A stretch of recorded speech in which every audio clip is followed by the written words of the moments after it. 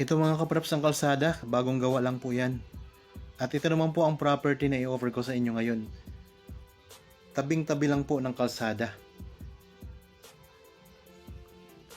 Ang property na ito ay isang farm lot na may kabuuang sukat 2.5 hectares or 25,899 square meters.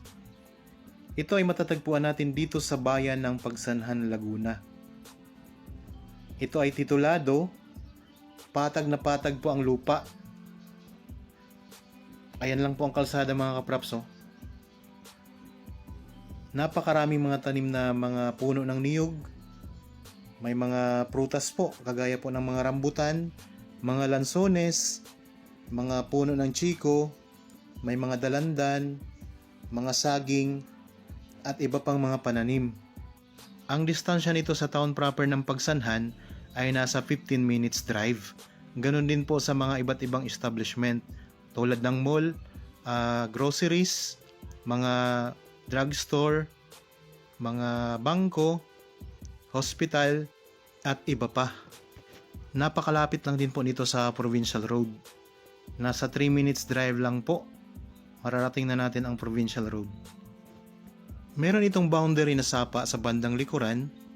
Pwede itong gawing subdivision, pwede rin po kayo magtayo dito ng rest house, at pwede rin pong i-develop para gawing resort mga kapraps. Dito sa bandang unahan ng property, ayan po, napakaraming mga puno ng niyog na may mga bagong tanim at mayroon na rin pong mga malalaki. Ayan, marami din pong mga puno ng lansones. Okay, tayo po ay papasok doon sa loob ng property. Magandang araw po mga kapraps. Welcome back sa Badshot Properties channel. Ako po si Bads, ang inyong makakasama para sa ating virtual viewing. Para sa mga bago pa lang po sa aking channel, huwag niyo pong kalimutang mag-subscribe at pindutin na rin po ang notification bell para maging updated kayo sa mga bagong property na available. Tara na po! Ayan naman po ang puno ng rambutan. Ayan, ang daming bunga, namumula. Okay, punta tayo doon sa may bandang likuran ng property mga kapraps. Nandito na tayo ngayon sa may bandang gitna. Ang lawak ng property na ito. So ayun naman po, napakaraming mga niyog. Pwede kayong mag-alaga dito ng mga alagang hayop, kagaya ng mga baka, mga kambing, mga manok, at iba pang mga gusto nyong alagaan mga kapraps. Gaya po niyan, pwede rin kayong mag-alaga ng kabayo dito mga kapraps. Tuloy-tuloy lang po tayo sa pag-iikot. Para po sa mga interested sa property na ito, pwede kayong tumawag para sa karagdagang impormasyon. Meron tayong Viber, cellphone number, Facebook Messenger, at pwede rin kayong mag-direct message dito sa YouTube channel or mag-comment mga kapraps. Ang ganda ng lupa Nababalot na rin po yan ng mga Carabao grass. Dito sa bandang likuran mga kapraps, maraming mga lansones. Ayan naman po ang puno ng chiko. Yan, ito ang mga lansones Tapos doon sa bandang dulo mga kapraps, marami ding mga rambutan naman.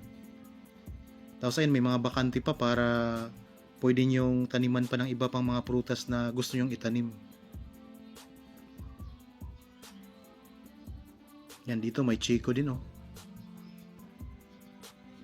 Ayan, mga rambutan.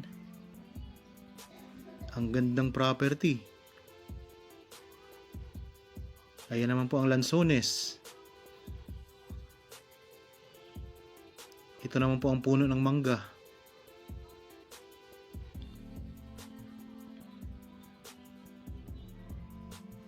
Yan, ayan mga kapraps May mga natitira pang bunga ng lansones.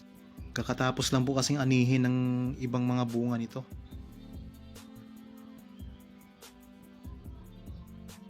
Yan, ito naman po ang mga puno ng dalandan. Talagang napakaraming mga prutas dito sa loob ng property. Yan, mga rambutan naman to.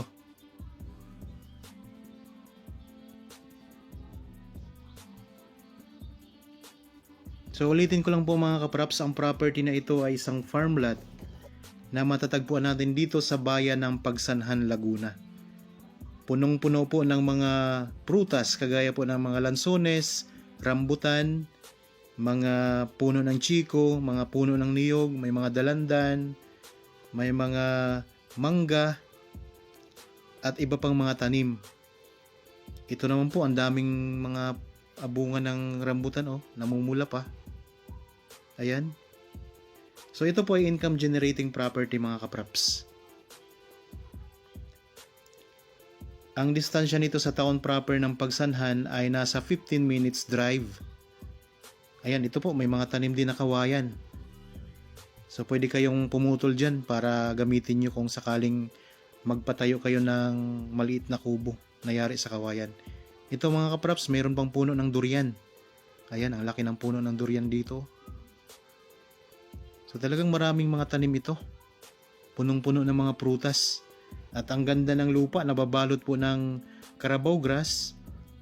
At napakapatag po mga kapraps. Patag na patag yan.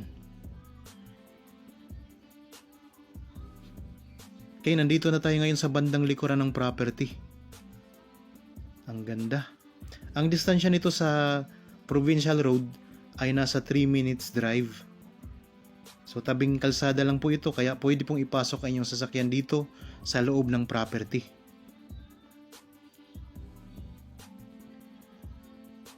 Ang ganda. Ayan po, sana nagustuhan nyo ang property na ito. Para po sa mga bago pa lang sa aking channel at napadaan lamang po dito sa aking channel, huwag nyo pong kalimutang mag-subscribe at pindutin na rin po ang notification bell para maging updated kayo sa mga bagong property na i-over po namin. Maraming salamat po, lagi tayong mag-iingat at God bless po sa ating lahat mga kapraps.